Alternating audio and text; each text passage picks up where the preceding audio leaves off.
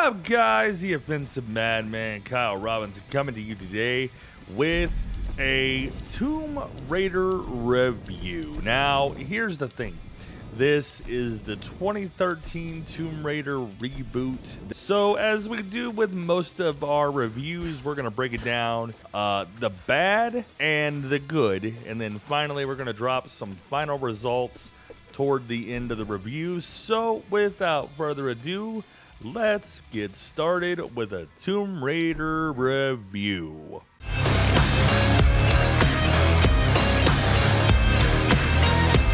Okay, so first off, let's talk ugly. There's nothing bad about this game. There really isn't.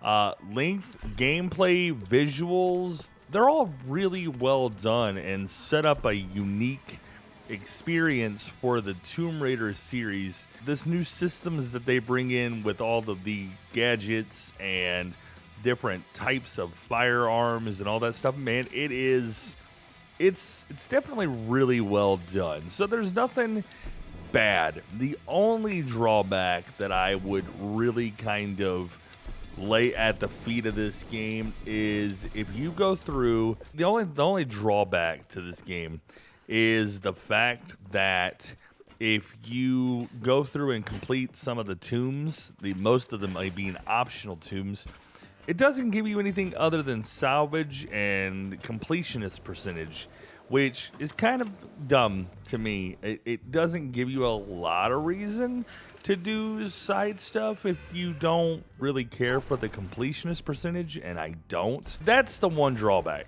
That's it, right there. So, let's talk good. Now, this is where we're going to spend the predominant amount of our time, which is fine. First off, the game is visually stunning. It is an absolute masterpiece in the way of visual artwork, and I love it. The story keeps you on the edge of your seat. If you like that kind of intrigue and supernatural thriller style story, this game brings a lot of that to the forefront, and I'm telling you, if you like any of this style of game, it really works. The story works, the visuals work, the gameplay works. All of it is just fantastic. All of the characters are very unique, so that gives various arcs that lead to what I would consider definitive and decent endings for most of the characters within the game. So that is something you don't see in a lot of video games anymore, is that definitive real arc that makes sense, and they did really good with that here. All told, the length of the game is very, very well done.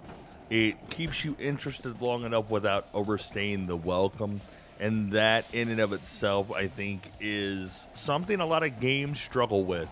So the fact that they were able to do that with a action adventure RPG, if you will, is really, really good, and I'm really excited to see more from this developer with this IP and this franchise. There's your good and your bad. Let's discuss some final thoughts on the initial Tomb Raider game.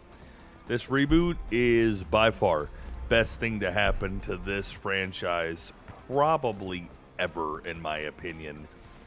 I've already stated about the story. It kept me intrigued and actually drove me to want to play the other two games that are already released. And I'm excited to get into those games, and I already have, and I'm recording that and those reactions specifically for you guys. There's a lot of interpretation in the supernatural world that allows for a unique perspective on storytelling that some games shy away from, and I really hope that this one leans into. I think that's going to give more story to tell in the future iterations of the game. Finally, let's talk about the scores. We're going to break down visuals, story, and gameplay. So, first off, story. Story is 10 out of 10. I think this story was short, but not too short, intriguing, and kept you interested. So 10 out of 10 story-wise.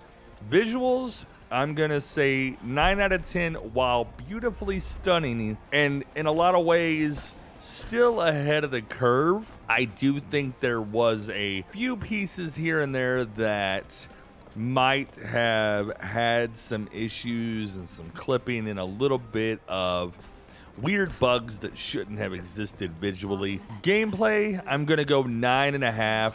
Not really super inventive gameplay, but it's very true to a style of game like Tomb Raider, and I think that the gameplay is easy enough to pick up and understand while being challenging enough that if you're an avid gamer, then you're gonna find that challenge in it if you want to. Overall, I did get the game for free from Epic. Just a quick disclaimer, that word. If you can pick it up for 20-25 bucks, it's definitely well worth the money, and I would fully recommend you go through and play the initial Tomb Raider either on console of choice or PC.